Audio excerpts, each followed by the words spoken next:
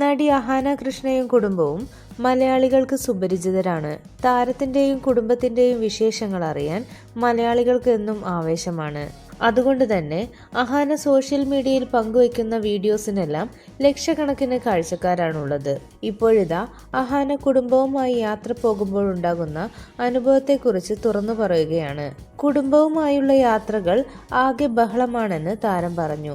യാത്രാ ചിത്രങ്ങളിലെ ഫോട്ടോകളിൽ കാണുന്ന ചിരിച്ച മുഖങ്ങൾക്ക് പിന്നിലെ സത്യവും അഹാന വെളിപ്പെടുത്തുന്നുണ്ട്. കൂട്ടുകാരുമായി യാത്ര പോകുമ്പോഴാണ് സ്വാഭാവികമായും ഡ്രാമ കുറവുള്ളത്. വീട്ടുകാരുമായി യാത്ര പോകുമ്പോൾ സിനിമയിൽ കാണുന്ന പോലെയാണ്. പോസ്റ്റ് ചെയ്യുന്ന ഫോട്ടോ കണ്ടാൽ തോന്നും ഭയങ്കര ഹാപ്പി മൂഡാണെന്ന്.